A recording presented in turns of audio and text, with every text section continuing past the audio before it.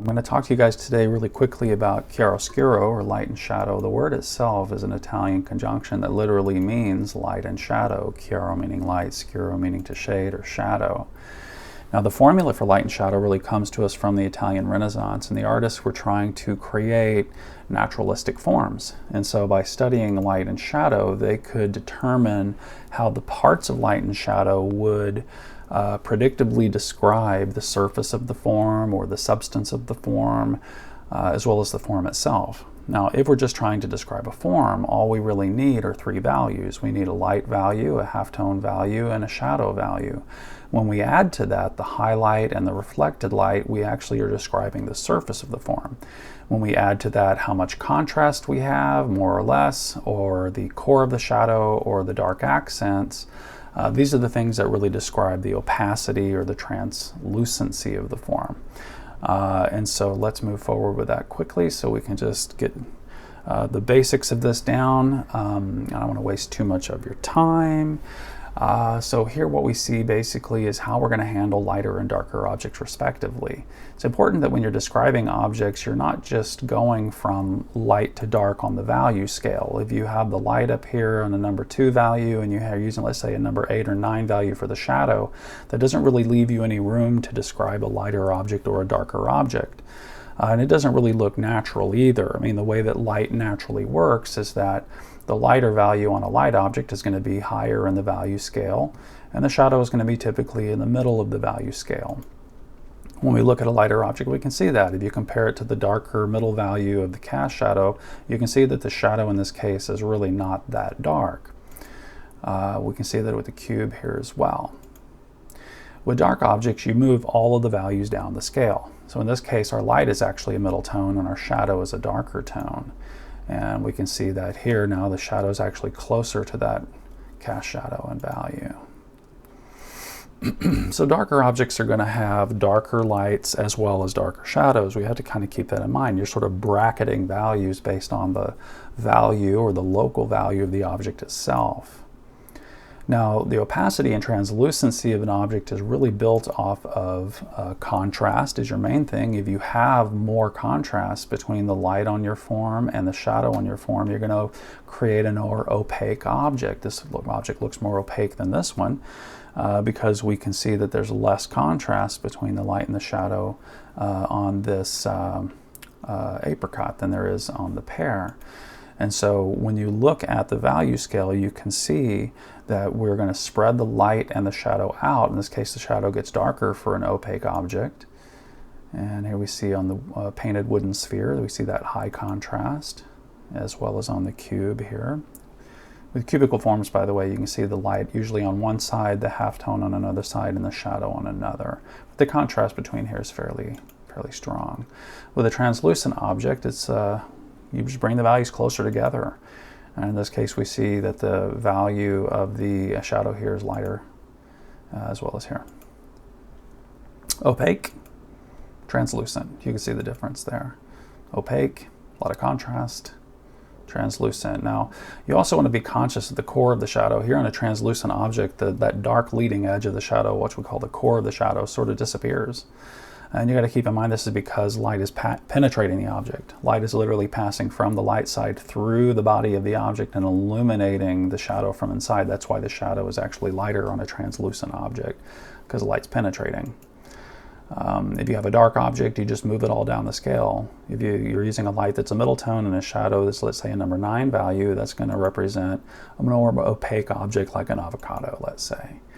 If you raise the shadow up to, in this case, like a number 7, then you are basically going to represent an object that's darker, but also has translucency to it. Now, when we're dealing with color, you have to be careful that you don't confuse the intensity of the color with the value.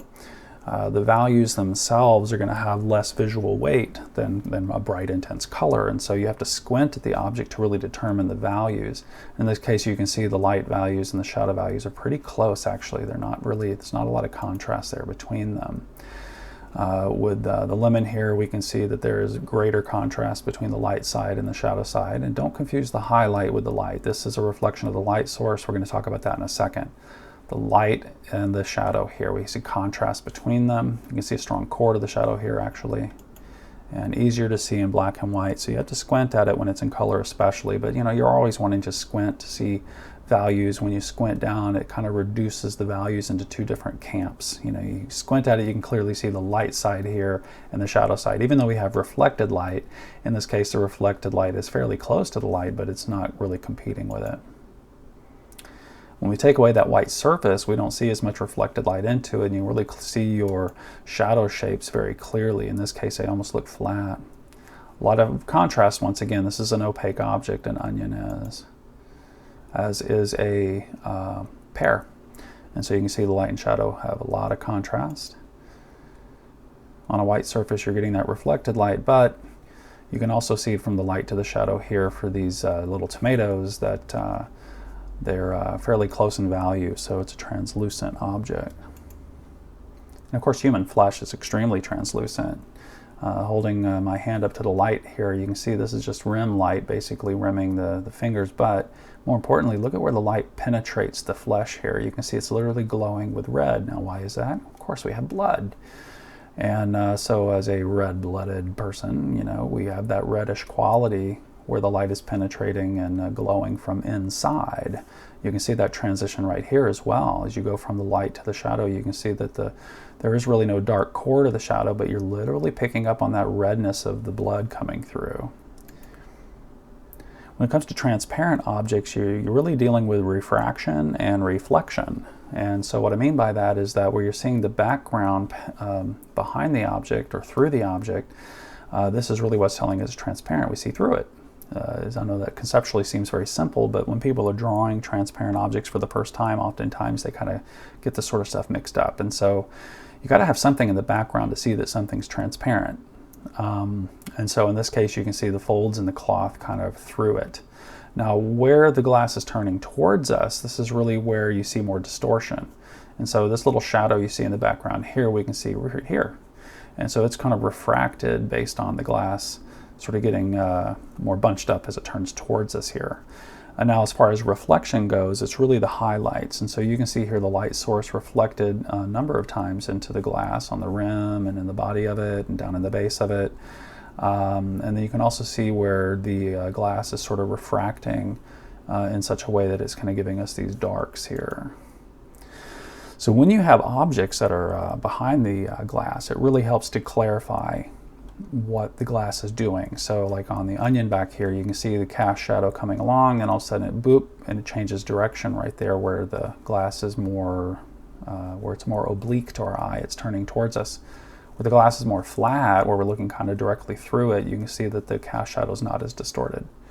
You can also see in the contour of the object here, it sort of goes boop, boop like that and then changes direction. And so we look for those distortions in glass. They really help to give us a sense of the glassiness or the transparency of glass. So we look for those distortions. You see, this is an eggplant back here, and you can see the contour of it sort of continues through, but right there at the edge, it does a little jig, a little sawtooth thing. And so, you know, be aware of those refractions, those distortions. And we can also see the light source reflected very clearly in the surface. The label here is going around the back, and because of the character of the glass, you can see it has this wobble in it. And in the case of the straws, each of the ribs of the container here on the sides, they're reflecting the light on the ground plane. That's what these values are. And then where we're seeing through it more directly, you can see that the straws change direction at each of the ribs. And so that's really how we're going to represent the ribs here, here, and here, is by this, the way that it refracts the straws seen from inside. Now, surfaces are basically defined by the highlight and the reflected light. If a surface is very smooth, you're going to see a very clear, crisp highlight, like on the apple here. The orange has a real crisp highlight too, but it's broken up into a stipple pattern because an orange has that pebbly sort of surface, but it's a very smooth surface. That's why we're seeing a nice clear, bright highlight. When it comes to objects like the nectarine or the peach or the apricot, what we're seeing is the highlight itself is becoming more diffused. It's not as bright in value, and it's also softer. And as the surface gets more matte, we see the highlight gets diminished, and very, very diminished on the apricot there. And so we want to be conscious of how a very smooth object is going to give us a clear reflection of the light source. In this case, we can even see that the shape of the lamp was round, as opposed to, let's say, a square window. And you can see here the reflected light on the surface of it is so bright. We can literally see the front edge of the table here. And we can see the cast shadow here reflected into the shape here. So it's a surface that's so reflective, it's really acting more like a mirror. With the orange, it's not quite as strong, but you can see how strong that effect of reflected light is within the shadow area. Now, I put these objects on a dark surface so that the shadows would be a little bit less reflective, but you can really kind of clearly see that the highlight here is getting softer,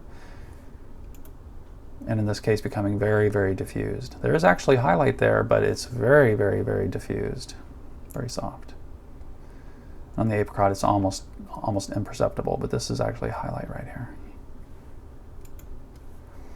Now, the direction of the light is another thing I want you to consider. When we're dealing with light direction, the direction of the light will have a big impact on what we would consider dominance and contrast and composition. In the case of a light, like from a flash on a camera, the problem with it is that it tends to iron out forms and make them look more flat. And so with the cast shadow kind of moving away from us behind the objects, we're really left with mostly light on the objects with very little shadow. And it actually can be kind of difficult to draw. When you place the light to one side or the other, here we have it kind of coming from the right-hand side, and here we have it coming from the left-hand side. You can see it gives us a much stronger sense of chiaroscuro. We can see the highlight, the light, the halftone, the chord of the shadow, the reflected light, the accent, and the cast shadows. And so by the light coming from one side or the other, we're going to create more of a sense of form.